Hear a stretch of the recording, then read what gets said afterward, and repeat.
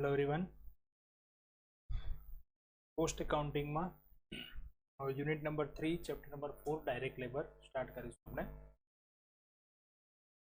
Direct labour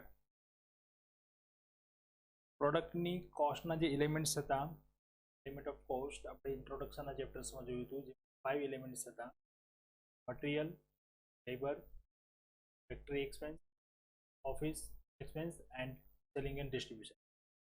જેમાં material વિશે આપણે બે ચેપ્ટર્સ જોઈએ, material account 1 and material account 2। Okay, હવે આપણું જે થર્ડ યુનિટ છે એ આપણા બીજા એલિમેન્ટ માટે એટલે કે લેબર્સ માટેનું છે, જે છે ડાયરેક્ટ લેબર। ડાયરેક્ટ લેબરની કેલ્ક્યુલેશન કઈ રીતે કરવામાં આવે છે? કોઈ પણ મેન્યુફેક્ચરિંગ યુનિટ હોય તો એ યુનિટની અંદર લેબરની કેલ્ક્યુલેશન કઈ રીતે કરીએ કે જેનાથી પ્રોડક્ટની કોસ્ટ મિનિમમ આવે અને જે લેબર છે એમને પૂરેપૂરું એમનું જે કામ કરે છે એમનું વળતર મળી રહે, બરાબર। તો એના માટેની અલગ અલગ સિસ્ટમ પ્રમાણે આપણે કેલ્ક્યુલેશન કઈ રીતે કરવી લેબર માટે, લેબરના ટાઈપ્સ કેટલા હોય છે, ડાયરેક્ટ લેબર છે, ઇનડાયરેક્ટ લેબર છે, એ આપણે આ ચેપ્ટર અંદર જોઈએ।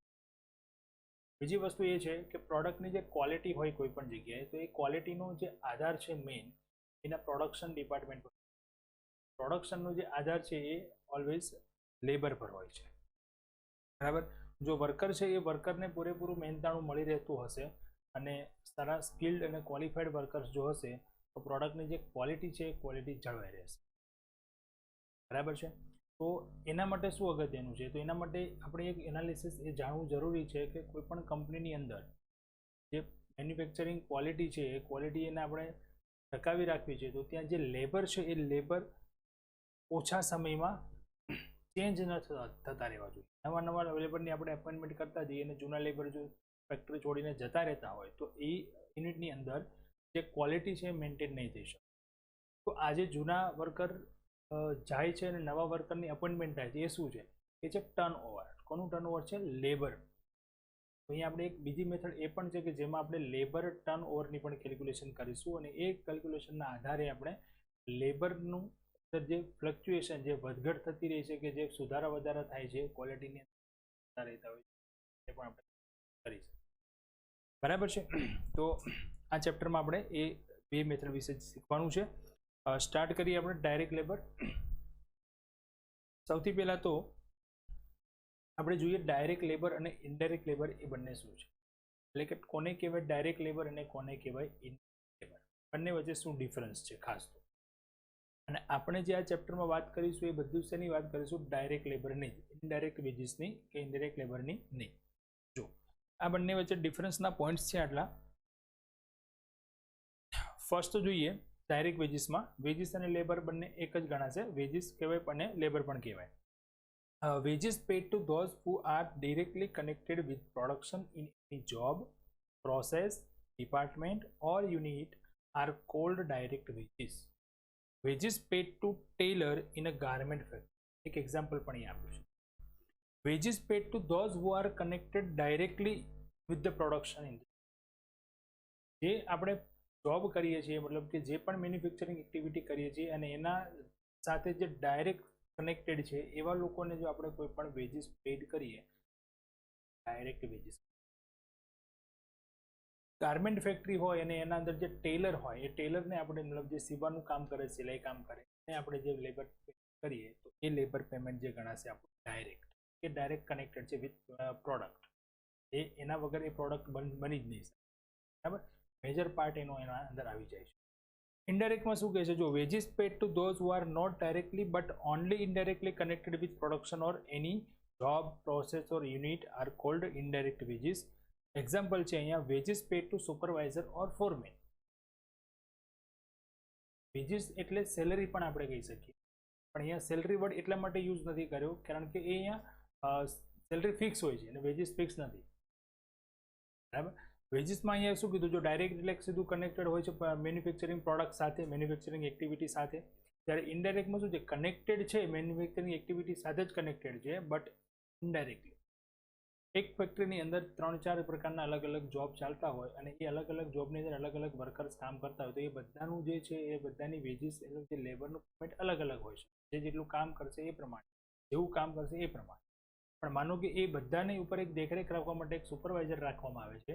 તો એ સુપરવાઇઝર છે તો એને તો એક જ સરખું કામ કરવાનું, એને કેટલું પ્રોડક્શન થશે, કેટલું પ્રોડક્શન ઘટશે વધશે એનાથી એને કોઈ ડાયરેક્ટ કનેક્શન નથી એની જોડે. જ્યારે પહેલામાં શું છે કે જે લોકો સિલાઈ કામ વર્કર કરે છે તો એ જેટલું કામ કરશે એટલું પ્રોડક્શન વધશે અને જેટલું કામ ઓછું કરશે એટલું પ્રોડક્શન, તો એ સીધા કનેક્ટેડ છે અને આ ડાયરેક્ટ કનેક્ટેડ નથી. આ ડાયરેક્ટ લેબર અને ડાયરેક્ટ લેબર વચ્ચેનો ખાસ આ મેઇન એક ડિફરન્સ છે. સેકન્ડ છે direct veggies can be easily identified with a particular job or unit or production. Direct wages છે એને આપણે એની આઈડેન્ટિફાઈ કરી શકીએ. જે કોઈ વર્કરને આપણે કામ આપ્યું એને કેટલા યુનિટ બનાવ્યા એ આપણે ગણી શકીએ, એના યુનિટ પ્રમાણે આપણે એને પેમેન્ટ કરીએ છીએ, એના કેટલા કલાક કામ કર્યું એના આધારે આપણે ગણતરી કરી શકીએ. જ્યારે ઇનડાયરેક્ટમાં શું છે, can not be attributed directly to any job, process or unit of product. ફેક્ટરીની અંદર એ કામ કરે છે, બરાબર છે, સુપરવાઇઝર કામ કરે છે, પણ એ સુપરવાઇઝરે કયા યુનિટમાં, કયા ડિપાર્ટમેન્ટમાં, કયા જોબ માટે કેટલા કલાક કામ કર્યું, શું કર્યું એ આઈડેન્ટિફાઈ કરવું ઇઝી નથી. જ્યારે પેલું શું છે, ઇઝી છે કે જે કોઈ વર્કર છે તેને પર્ટિક્યુલર આ ડિપાર્ટમેન્ટમાં આટલા કલાક કામ, આ ડિપાર્ટમેન્ટમાં કે આ યુનિટમાં કે આ જોબમાં એને આટલા યુનિટ બનાવ્યા, તે સીધું આઈડેન્ટિફાઈ થઈ શકે. Only one job, process, department or unit gets the benefit of direct wages and so it can be directly charged to that job or process. Job અને પ્રોસેસ માટે આપણે કોઈ પણ પ્રોડક્શન તૈયાર કરતા હોય તેની પ્રોસેસ માટે કોઈ પણ વર્કરે કેટલા કલાક કામ કર્યું છે જે બધું આપણે આઈડેન્ટિફાઈ કરી શકીએ તો એ પર્ટિક્યુલર એ જોબનો જ ખર્ચ ગણાશે, એ પ્રોસેસનો જ ખર્ચ ગણાશે, એ પ્રોડક્શન ડિપાર્ટમેન્ટનો જ ખર્ચ ગણાશે. એ બીજા ડિપાર્ટમેન્ટમાં કે બીજી જગ્યાએ ખર્ચનું આપણે લઈ શકાશે નહીં. જ્યારે ઇનડાયરેક્ટમાં શું થશે, તો ઇનડાયરેક્ટનો બેનિફિટ જે છે એ ઓલ ઓવર આખા યુનિટને મળે છે, કારણ કે એને એક જ પ્રોડક્ટ માટે કામ નથી કરવાનું. સુપરવાઇઝર છે તો એને એક જ પ્રોડક્ટ ઉપર ધ્યાન નથી રાખવાનું, એને તો આખા ફેક્ટરીનું ધ્યાન રાખવાનું. તો આખા ફેક્ટરીની અંદર જેટલા પણ યુનિટ છે, જેટલા પણ ડિપાર્ટમેન્ટ છે, જેટલી પણ જોબ આવે છે, જેટલી પણ પ્રોડક્ટ બને છે, એ બધી જ પ્રોડક્ટની અંદર આ સુપરવાઇઝરનું જે આપણે લેબર આપીએ છીએ એનું બધી જગ્યાએ ડિસ્ટ્રીબ્યુટ, બધી પ્રોડક્ટમાં એનો ખર્ચ લાગશે, બરાબર છે. જ્યારે પહેલામાં શું છે, પર્ટિક્યુલર એક જ જગ્યાએ એનો ખર્ચ લાગે. ફોર્થ નંબર છે direct veggies is a part of prime cost. આપણે કોસ્ટ જે ફોર્મેટ જોયું હતું કોસ્ટ શીટની અંદર પણ જોયું હતું કે અલગ અલગ ટાઈપની કોસ્ટ હોય છે. મટીરિયલ પ્લસ વેજીસ કરીએ એટલે આપણને શું મળે, પ્રાઇમ કોસ્ટ. ત્યાર પછી એમાં અધર ખર્ચા એટલે કે ફેક્ટરી એક્સપેન્સ એડ કરીએ એટલે મળે વર્ક કોસ્ટ, બરાબર. તો પ્રાઇમ ડાયરેક્ટ વેજીસ છે કોનો ભાગ છે, પ્રાઇમ કોસ્ટનો. જ્યારે ઇનડાયરેક્ટ વેજીસ છે કોનો ભાગ છે, ફેક્ટરી ઓવરહેડનો ભાગ છે. ડાયરેક્ટ વેજીસ છે ફેક્ટરી ઓવરહેડમાં આવે. લાસ્ટ છે the direct worker makes the physical changes in items produce like size, colour, structure, quality by himself direct. After all તો જે પણ મેન્યુફેક્ચરિંગ યુનિટ છે બધા એમાં સૌથી મોટો ભાગ હોય છે કોનો, વર્કર્સ. એકદમ બેઝિક લેવલે કામ કરતા હોય છે એ લોકો. તો પ્રોડક્ટ કેવી તૈયાર કરવી, શું કરવું એ બધું એમના હાથમાં. એ ક્વોલિટી કેવી રાખવી, શું કરવી, જાળવી રાખવી, એનું કલર, સાઇઝ, આ બધું એના પર ડિપેન્ડન્ટ, બરાબર છે. ઇનડાયરેક્ટ વર્કર જે છે does not make such physical changes but simply help in doing it. Direct worker જે છે એ લોકો આવી રીતે કોઈ પ્રોડક્ટમાં કોઈ ચેન્જીસ કરી શકતા નથી, તો ફક્ત દેખરેખ રાખવાનું કામ કરી શકે છે અને ખાલી એડવાઇસ આપી શકે છે, કહી શકે છે, કરવાનું કરી શકતા. તો આ ચેન્જીસ છે ડાયરેક્ટ અને ઇનડાયરેક્ટ વેજીસ. આપણે ફક્ત કોની ગણતરી કરવાની છે ત્યારે, direct veggies, direct labour. Okay, તો આ ડાયરેક્ટ વેજીસની જે કેલ્ક્યુલેશન છે એના માટેની અલગ અલગ સિસ્ટમ્સ છે. બે ટાઈપની સિસ્ટમ છે વેજ સિસ્ટમ જેને આપણે કહીએ. ફર્સ્ટ વેજ સિસ્ટમ છે ટ્રેડિશનલ વેજ. ટ્રેડિશનલ એટલે જૂની પદ્ધતિ. ટ્રેડિશનલ વેજ સિસ્ટમ છે કઈ સિસ્ટમ છે, તો જૂના સમય પ્રમાણે આપણે જો ગણતરી કરીએ તો મેન્યુફેક્ચરિંગ વર્ક પણ બહુ ઓછું થતું હતું, વર્કર્સ પણ ઇઝીલી મળી રહેતા હતા અને વર્કર્સને પણ આપણે જેટલું પણ મતલબ એના સમય પ્રમાણે અથવા તો કામ પ્રમાણે આપણે આપીએ એ બહુ ઇઝી હતું. તો એ ટ્રેડિશનલ સિસ્ટમ છે. તો એમાં બે સિસ્ટમ હતી. એક છે time wage system. Time wage system એટલે time taken into wage rate. જેટલા કલાક કામ કરશો એટલા કલાકનું મળશે. કલાક પ્રમાણે રેટ ફિક્સ કરી દેવામાં આવે કે પર અવર 10 રૂપીઝ, પર અવર 15 રૂપીઝ, 2 રૂપીઝ એટસેટ્રા. તો એ વર્કર જેટલા કલાક માટે કામ કરશે એટલા કલાકનું એને વેજીસ આવશે, બરાબર. Time taken into wage rate. જેટલો સમય એ કામ કરશે એટલા સમયનું એને વેતન મળશે. ત્યાં વેજ રેટ જે પર અવર એ ફિક્સ હોવો જોઈએ, બરાબર છે. Second, piece wage system. Piece wage system મતલબ કાર્ય વેતન પ્રથા. અહીંયા પીસ મતલબ નંબર્સ નહીં, પીસ વેજ સિસ્ટમ એ કાર્ય વેતન પર અમુક કામ એને સોંપી દેવામાં આવે પછી એ જેટલા કલાક લે પણ એને કાર્ય ઉપર પગાર મળશે. એમણે આટલું કામ કર્યું હતું એને આટલું પગાર, બરાબર છે. જેમાં શું કીધું એમણે time allowed into veg rate, એને સમય આપી દેવામાં આવશે કે આ કામ આટલા કલાકમાં તમારે પૂર્ણ, બરાબર છે. 8 કલાકનો અંદર તમને એક કામ સોંપી દીધું, કે આ કામ આ જોબ તમારે આટલા 8 કલાક કરવાની છે. હવે સપોઝ માનો કે 8 કલાકથી તમારે 10 કલાક બી થાય કે 12 કલાક બી થાય પણ તમને વેતન તો કેટલું મળે? 8 કલાક. અને માનો કે 5 કલાકમાં પૂર્ણ કરી દીધું તો પણ તમને વેતન કેટલું મળે? 8 કલાક. એટલે અહીંયા ટાઈમ છે એ બાઉન્ડ નથી થતો. ત્યાં તમને શું કીધું? એક વર્ક આપી દીધું, આ વર્ક કમ્પ્લીટ કરો, ટાઈમ ગમે તેટલું લઈ શકો, બરાબર છે. ટાઈમ અલાઉડ જે ટાઈમ હતો એ ફિક્સ કર્યો કે તમને વેતન આટલા કલાકનું જ મળશે, પણ કામ પૂર્ણ કરવા માટે ટાઈમની કોઈ બાઉન્ડ્રી નહીં કે તમે આટલા કલાકમાં પૂર્ણ જ કરો. એ તમારા પર ડિપેન્ડ છે. તમારે વધારે કમાવવું હશે, જે વર્કરને વધારે કમાવવું હશે તો એ ઝડપથી કામ પૂરું કરશે અને તરત બીજું કામ લઈ લેશે, બરાબર. તો આ જે બે સિસ્ટમ હતી એ સિસ્ટમ છે ટ્રેડિશનલ વેજ સિસ્ટમ, જૂની સિસ્ટમ હતી. બંનેમાં એક જ ચેન્જીસ છે, ખાલી જો ફેરફાર એક જ છે. ટાઈમ વેજ સિસ્ટમમાં શું હતું? જેટલા કલાક કામ કરશે એટલા કલાકનું, જ્યારે પીસ વેજમાં શું હતું? જેટલું કામ કરશે એટલું પગાર મળશે, બરાબર છે. એટલે ટાઈમ અલાઉડ એ ફિક્સ થઈ ગયું કે આટલા કલાક એના ફિક્સ, બરાબર, એટલા કલાકમાં એને પગાર મળશે. પછી કામ એ આટલા કલાકમાં પૂરું કરે કે વધારે કલાક લે કે ઓછા કલાક, એટલો પગાર મળશે, ફિક્સ થઈ ગયું, બરાબર છે. ચલો, આ બંનેમાં શું ડિફરન્સીસ છે ટાઈમ વેજ અને પીસ વેજમાં? તો જોઈએ. જો ટાઈમ વેજમાં એવું કહે છે વેજીસ આર ફિક્સ્ડ પર અવર, per day, per week, per month under time wage system. Time wage સિસ્ટમમાં જે રેટ છે ને એ કલાકનો રેટ હોય કે દિવસનો રેટ હોય કે અઠવાડિયાનો હોય કે મહિનાનો, ફિક્સ રેટ. જ્યારે પીસ વેજમાં શું કહે છે? Wages are fixed per unit produce under piece wage. ત્યાં પર યુનિટ અથવા પર જોબ, પર વર્ક, એક કાર્ય પ્રમાણે ફિક્સ હોય છે. સેકન્ડ છે the time wage system is adopted in industries where emphasis is laid on quality of production. જ્યાં ક્વોલિટી મહત્વની છે ત્યાં તમારે ટાઈમ વેજ સિસ્ટમ સુટેબલ છે, ત્યાં ટાઈમ વેજ સિસ્ટમ રાખવી યોગ્ય છે. Piece wage system may be applied in industries where quality is not so important. ત્યાં ક્વોલિટી બહુ ઇમ્પોર્ટન્ટ નથી ત્યાં રાખી શકો. કેમ આવું? જો ટાઈમ વેજની અંદર શું કીધું? તમે જેટલા કલાક કામ કરશો એટલા કલાક, તો પછી વર્કર જે છે વધારે સમય લેશે તો વધારે પગાર મળશે, ઓછો સમય લેશે ઓછો મળશે, તો એ ક્વોલિટીમાં ધ્યાન રાખશે, સારી બનાવે. પીસ વેજમાં શું કીધું? પીસ વેજમાં એવું કહેવામાં આવે કે આટલા કલાક તમને પગાર મળશે, આટલા યુનિટ બનાવશો તો પર યુનિટ તમને આટલો પગાર મળશે, એક યુનિટના આટલા. પછી વર્કરને શું હોય? વર્કરને તો જેમ વધારે પગાર મળે એ જ જોવાનું. એ તો યુનિટ બનાવવા પડશે, પ્રોડક્શન વધારે જ કરવા માટે કરશે ને, એ ક્વોલિટી મેન્ટેન, બરાબર. નંબર 3 છે the wages of worker is not increase or decrease even when production increase or decrease. એ ટાઈમની અંદર શું થશે? પ્રોડક્શન એક સરખું જ રહેશે. વર્કર વધારે હશે તો કામ વધી જશે, ઓછા થશે તો કામ ઘટી જશે નહીં, એ ફ્રીક્વન્સીમાં જ કામ થશે, બરાબર. ત્યારે the wages of worker would increase if he increase the production, so wages વારી, બરાબર છે. એ શું થઈ જશે? પીસ વેજમાં વર્કર્સ જો વધી જશે તો કામ પણ વધી જશે, પ્રોડક્શન પણ વધી જશે, એટલે ત્યાં જે લેબરનું પેમેન્ટ કરવાના આવશે એમાં ઘણા બધા ચેન્જીસ.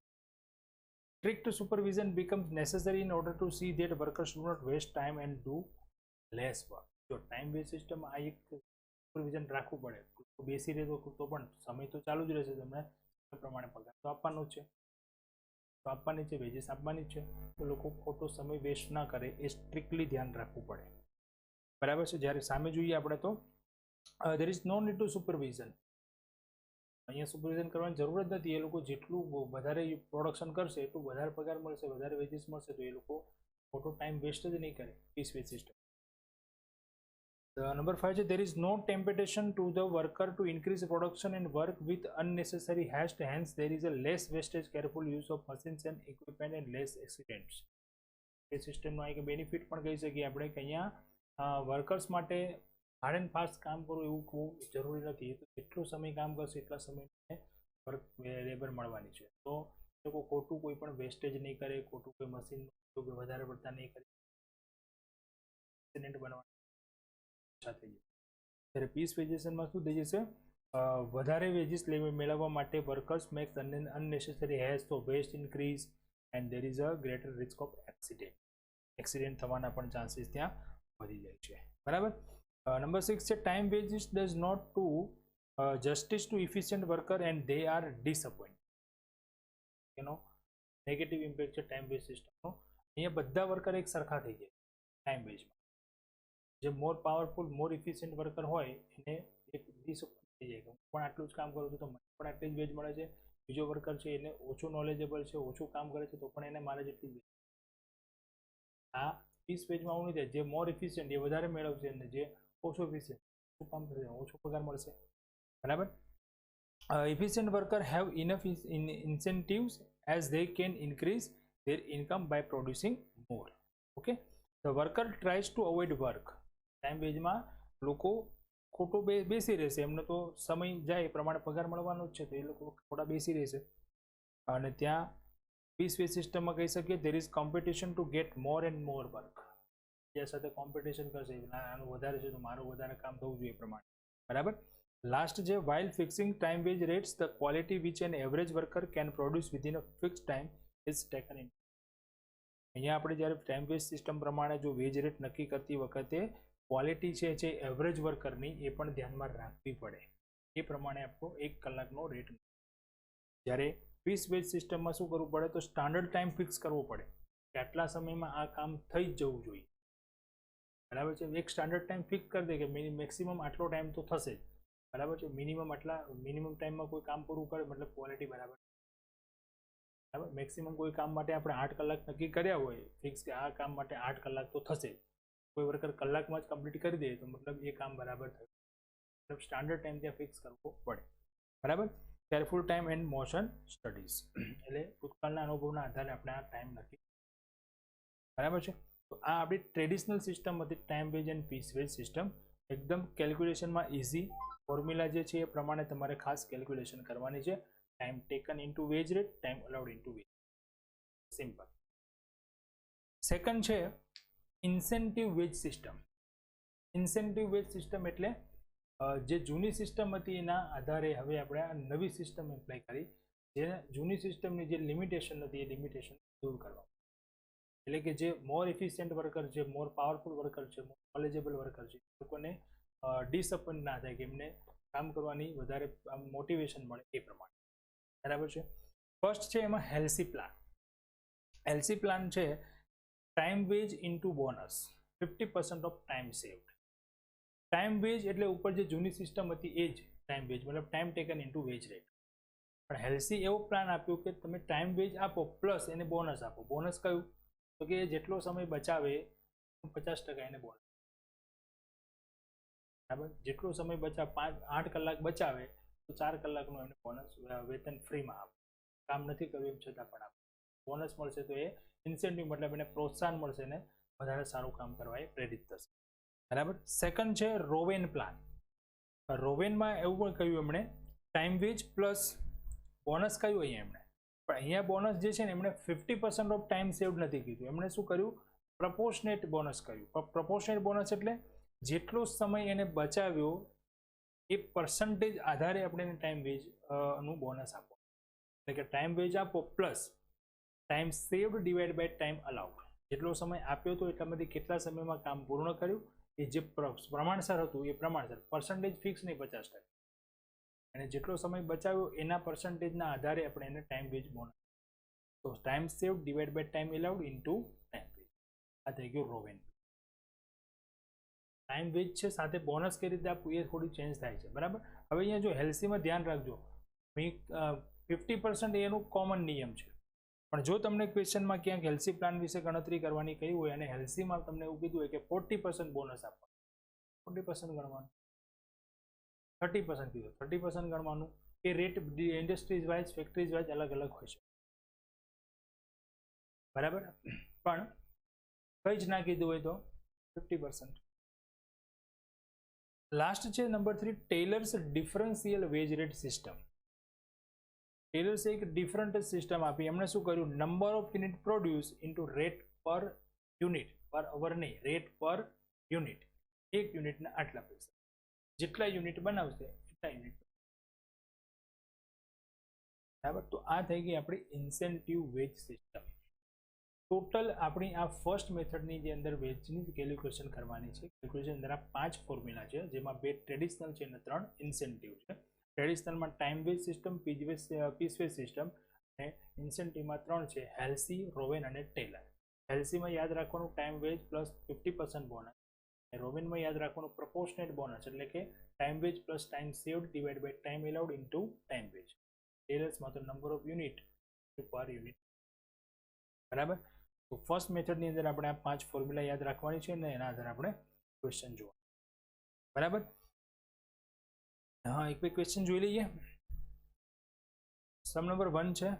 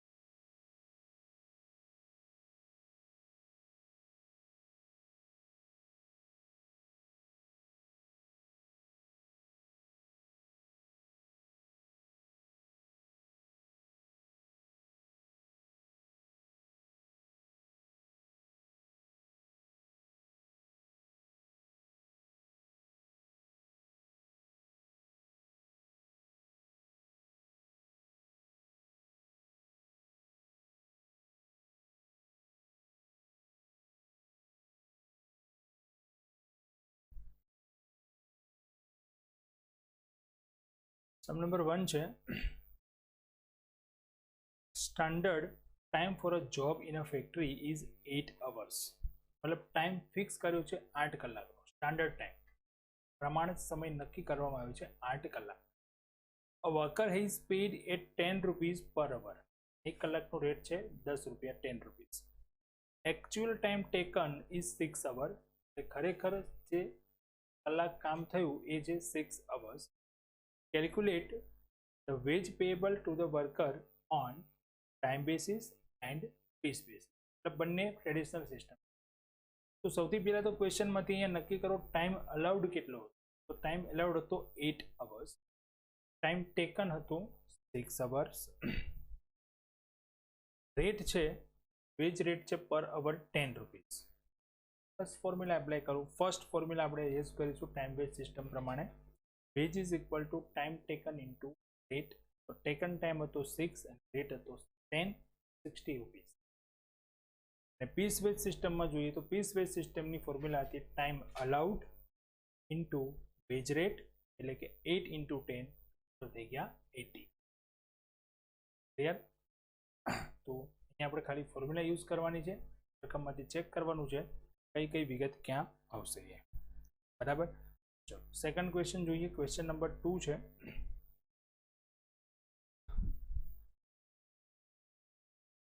હા, ચલો રકમ જોઈએ પહેલા. જો a workman takes 9 hours to complete a job on daily wages and 6 hours on a scheme of payment by result. मतलब workmen tax 9 hours to complete a job. 9 કલાક એને કોઈ એક કામ પૂર્ણ કરતા થાય છે, જોબ કમ્પ્લીટ કરતા. And 6 hours on a scheme of payment, એટલે ટાઈમ ટેકન કેટલો છે એનો 6 hours. એટલે 9 કલાક આપવામાં આવ્યા હતા પણ એને 6 કલાકમાં કામ કમ્પ્લીટ કર્યું છે, payment by result. His day rate, એક દિવસનો એનો રેટ છે 25 પૈસા એન અવર. બરાબર. ઇઝ ડે રેટ 25 પૈસે ઓન એન અવર. 1 કલાકના 0.25 rupees, 25 પૈસા. The material cost of the product is 4 rupees. મટીરિયલની કોસ્ટ આપી છે 4 rupees. And the factory overheads are recovered at 150% of the total direct wages. Total direct વેજીસના 150% factory expense recover કરવાના છે. Calculate the factory cost of the product under time basis and piece basis. Calculate factory cost. Factory cost ગણવાની. તો factory cost ગણવી હોય તો આપણે શું જોઈએ? પહેલા તો મટીરિયલ જોઈએ પ્લસ વેજીસ એટલે મળે પ્રાઇમ કોસ્ટ, અને પ્રાઇમ કોસ્ટમાં એડ કરીએ ફેક્ટરી એક્સપેન્સ એટલે મળે આપણને ફેક્ટરી. મટીરિયલ આપી દીધું છે. મટીરિયલમાં તો બંનેમાં સેમ જ રહેશે. કોઈ પણ પ્લાન પ્રમાણે તમે વેજીસ ગણો, મટીરિયલ 4 રૂપીસ ફિક્સ છે, બરાબર. પણ વેજીસ જે છે નથી આપી, પણ વેજીસ માટે ઇન્ફોર્મેશન આપી છે, તો પહેલા આપણે વેજીસ કેલ્ક્યુલેટ કરવી પડશે. ચલો, અહીંયા ટાઈમ અલાઉડ હતો 9, ટાઈમ ટેકન છે 6. મેથડ આપણને બે આપી છે, ટાઈમ બેસિસ અને પીસ બેસિસ. રેટ આપી દીધો 0.25. ઓકે, કેલ્ક્યુલેશન કરીએ ફોર્મેટ પ્રમાણે, ફોર્મ્યુલા પ્રમાણે. સિમ્પલ છે formula, time taken into wage rate એટલે ટાઈમ વેજ સિસ્ટમ પ્રમાણે મળી જશે 1.5, અને પીસ વેજ સિસ્ટમ પ્રમાણે મળે છે 2.25. ઓકે, યસ, અહીંયા આપણને વેજીસ મળી ગયું. હવે શું ગણવાનું છે આપણે? Factory cost.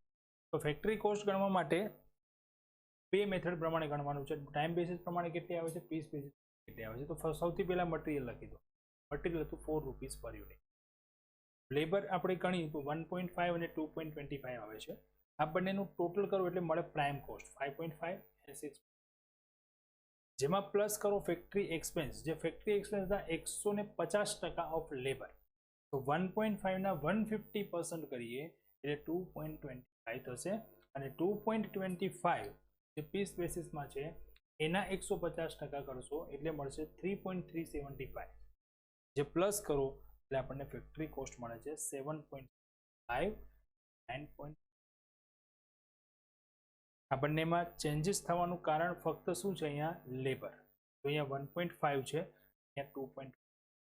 અને આ પાછું જે ફેક્ટરી એક્સપેન્સ છે એનો આધાર પણ લેબર છે, એટલે એ પણ બંનેમાં ચેન્જ, બંનેમાં બરાબર છે. તો આ પ્રમાણે આપણે પહેલેથી ડિસાઇડ કરી શકીએ કે લેબરનો ખર્ચના કારણે આપણી overall cost, factory cost કે ટોટલ કોસ્ટ પર કેટલું છે, બરાબર.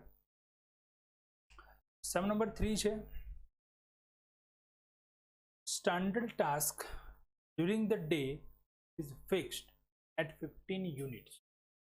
એક દિવસમાં 15 યુનિટ ફિક્સ કરવામાં આવ્યા કે કોઈ પણ વર્કર ફેક્ટરીમાં આવે તો એમને 15 યુનિટ તો બનાવવાના છે મિનિમમ. 15 થી ઓછા બનાવે એ વર્કર નહીં ચાલે. If a worker produce 15 unit or more, જો કોઈ વર્કર 15 કે તેથી વધુ બનાવે, 15 or more, he get wages at ₹1.20 per unit. ટેલર્સની ડિફરન્શિયલ વેજ રેટ સિસ્ટમ હતી ને એ પ્રમાણનો question. Differential wage rate system એટલા માટે હતી કે જેટલું પ્રોડક્શન કરશે એટલા એના વેતન મળશે. તો ત્યાં યુનિટનો ભાવ પણ ચેન્જ થઈ જશે, એક યુનિટની લેબર ચેન્જ થઈ જશે. પહેલા નક્કી કર્યું કે 15 યુનિટ ફિક્સ કરી દીધા. કોઈ વર્કર 15 કે 15 થી વધુ બનાવે તો એને એક યુનિટના 1.20 પૈસા આપવા. And worker who produce less, જે ઓછા બનાવે 15 થી, એને મળશે પર યુનિટ 1 રૂપીસ. બરાબર. A produce 20 unit and B produce 14 unit. What would they get under Taylor's differential wage system? બરાબર. નંબર ઓફ યુનિટ ઇન્ટુ પર યુનિટ રેટ. બરાબર.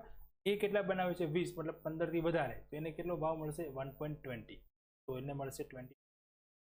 બી બનાવે છે 14 એટલે કે લેસ ધેન 15, 15 થી ઓછા, તો એને એક યુનિટના મળશે 1 રૂપીસ એટલે કે 14. ક્યાં કયો રેટ એપ્લાય થશે ધ્યાન રાખવાનું છે કન્ડિશન પ્રમાણે. Okay, question number 4. ચલો, compute the total wages of 2 workers X and Y from the following data. X અને વાયની બંનેની વેજીસની કેલ્ક્યુલેશન કરવાની છે. ડેટા આપ્યો છે સ્ટાન્ડર્ડ ટાઈમ 100 યુનિટ્સ પર અવર. સ્ટાન્ડર્ડ ટાઈમ એટલે આ એક નક્કી કરવામાં આવ્યો છે સમય કે 1 કલાકમાં 100 યુનિટ બનશે, બને છે. બરાબર, 100 યુનિટ 1 કલાકના, આવું એક આપણે પ્રમાણ નક્કી કર્યું છે. ઓર્ડિનરી ટાઈમ રેટ 4 રૂપીસ પર અવર. સામાન્ય રીતે આપણે જે વેજીસ આપીશું 1 કલાકના 4 રૂપિયા, 4 રૂપીસ. ડિફરન્શિયલ પ્રાઇસ રેટ જે છે એ ડિફરન્શિયલ પ્રાઇસ રેટમાં એવું કહ્યું છે 80% of rate for production below standard. કોઈ 1 કલાક કામ કરે અને 100 યુનિટથી ઓછા બનાવે એ બિલો સ્ટાન્ડર્ડ કહેવાય. સ્ટાન્ડર્ડથી ઓછું કર્યું તો એને 80% જ મળશે. જે વેતન આપણે નક્કી કર્યું 4 રૂપિયા એક કલાકમાં, ને એ 4 રૂપિયાના 80% જ રકમ મળશે. જ્યારે જે અબોવ સ્ટાન્ડર્ડ જે વધારે બનાવશે એને 120% મળશે. એટલે ઓછા બનાવીને 20% ઘટી જશે અને વધારે બનાવીને 20% વધી જશે.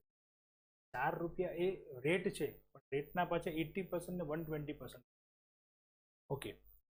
Work on a working day of 8 hours x 750 and y 1000. જો ટેલર્સની સિસ્ટમ અહીંયા યુઝ કરવાની છે, પણ અહીંયા આપણને ક્લિયર હમણાં 3rd નંબરના ક્વેશ્ચનમાં કીધું તેવું ક્લિયર નથી આપ્યું, થોડી વિગત અલગ આપી.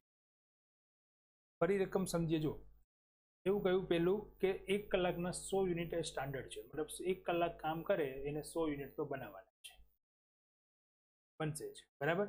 પછી એવું કહ્યું કે રેટ કેટલો, તો કે 1 કલાકના 4 રૂપિયા, બરાબર. હવે 100 બનાવે તો એને 4 જ મળશે. 100 યુનિટ બનાવે, 1 કલાકના 100 યુનિટ બનાવે તો એને કેટલા રૂપિયા મળશે? 1 યુનિટના 4 રૂપિયા. વધારે કે ઓછા બનાવશે તો પછી અલગ સિસ્ટમ આપી છે. જો કોઈ વ્યક્તિ ઓછા બનાવે, એટલે કે 1 કલાક કામ કરે અને 100 યુનિટથી ઓછા બને, તો એને પછી 80% જ વેતન મળશે, કે જે મજૂરી થશે એના 80% રકમ મળશે, 20% કપાઈ. પછી એવું કીધું કે જો કોઈ વધારે બનાવે તો પછી એને 120%, એટલે 20% વધારે મળશે. હવે એક્સે કેટલા બનાવ્યા? 750, અને વાયે કેટલા બનાવ્યા? 1000. પણ 1 કલાકના નહીં, કેટલા કલાકના? 8 કલાક. આગળ કીધું છે જો 8 કલાક. તો પહેલા જ આપણે એ નક્કી કરવું પડે કે ભાઈ 1 કલાકના 100 યુનિટ છે, તો એક્સે 8 કલાક કામ કર્યું તો એના પ્રમાણિત એકમો કેટલા થયા? પેલા સ્ટાન્ડર્ડ યુનિટ કેટલા થયા? 800 થયા. હવે જો એને 800 બનાવ્યા હોત તો એને 4 રૂપિયા પ્રમાણે વેતન મળત. 800 થી ઓછા બનાવશે તો એને 80% વેતન મળશે, અને 800 થી વધારે બનાવશે તો એને 100. એ જ પ્રમાણે વાયે પણ કેટલા કલાક કામ કર્યું છે? 8 કલાક જ. તો એના પણ આપણા સ્ટાન્ડર્ડ યુનિટ કેટલા થઈ ગયા? 800, કેમ કે 1 કલાકના 100 છે. વાય માટે પણ સેમ જ નિયમ લાગુ પડશે. તો પહેલા તો આપણે નક્કી કરવું પડશે કે અમને બિલો સ્ટાન્ડર્ડ છે કે અબોવ સ્ટાન્ડર્ડ છે, અથવા તો એઝ અ સ્ટાન્ડર્ડ છે. તો ચલો એક્સ માટે નક્કી કરીએ આપણે. સ્ટાન્ડર્ડ યુનિટ કઈ રીતે ફાઇન્ડ કરશું? તો 1 કલાકના 100 યુનિટ છે, 8 કલાકના કેટલા થઈ ગયા? 800. હવે એક્સે કેટલા બનાવ્યા છે? ઓકે, હા, રેટ પર યુનિટ જોઈ લઈએ. સોરી, પર યુનિટ, આપણે પેલો રેટ પર અવર આપેલો છે, એ પણ અહીંયા ધ્યાન રાખો. જો અહીંયા પર અવર રેટ આપેલો છે ખાસ, અને આપણને જે યુનિટ આપેલા છે તો યુનિટ વડે મલ્ટીપ્લાય થાય ને, એટલે કે 100 યુનિટના 4 રૂપિયા, 1 કલાકના 4, અને 1 કલાકમાં કેટલા યુનિટ બનાવવાના? 100. તો એવું કહી શકે ને કે 100 યુનિટના 4 રૂપિયા થાય, તો 1 યુનિટના કેટલા? 0. ઓકે. હવે એક્સે બનાવે છે 750, મતલબ બિલો સ્ટાન્ડર્ડ, 800 થી ઓછા. તો એને જે પણ મજૂરી ચૂકવવાની થશે એના 80% રકમ જ એને મળશે, પૂરેપૂરી નહીં મળે. એટલે 750 યુનિટ ઇન્ટુ 0.04 ઇન્ટુ 80%, સીધા આપણે 0.04 ના 80% કરીને પછી મલ્ટીપ્લાય કરો. રેટ ચેન્જ નથી કરવો, રેટ એનો એ જ. વેતન કેટલું મળશે? એને 80%. વાય કેટલા બનાવે છે? 1000 બનાવે છે, તો એને કેટલા મળશે? 120%, કારણ કે એને 800 થી વધારે બનાવે છે. તો 1000 ગુણ્યા 0.04 એટલે કે 48 રૂપિયા, બરાબર છે. તો આ આપણે જોઈ વેજીસની કેલ્ક્યુલેશન. સિસ્ટમ જે છે આપણી બે છે, ટ્રેડિશનલ અને ઇન્સેન્ટિવ. ટ્રેડિશનલમાં 2, ટાઈમ વેજ, પીસ વેજ. ઇન્સેન્ટિવમાં 3, હેલ્સી, પ્રોવેન, ટેલર. એટલી ફોર્મ્યુલા બરાબર તૈયાર કરવાની છે. બે ડિફરન્સીસ મેં સમજાવ્યા આજે, ડાયરેક્ટ ઇનડાયરેક્ટ લેબર અને પીસ વેજ ટાઈમ વેજ વિશેનું, એ ધ્યાનથી સમજવાના, યાદ રાખવાના છે. શોર્ટ નોટ તરીકે અને ડિફરન્સીસ તરીકે ક્વેશ્ચન એરિયામાં પણ પૂછી શકે, બરાબર. અને આજે જે કેલ્ક્યુલેશન કરી એ ખાસ એક વખત જોઈ લેવાની, કોઈ ગણવા નથી, પણ જે ક્વેશ્ચન સોલ્વ કરે જાતે ગણવાની ટ્રાય કરજો, બરાબર. અને નેક્સ્ટ લેક્ચરમાં આપણે આના આગળના નવા ક્વેશ્ચન, બીજા advance question. Okay, thank you.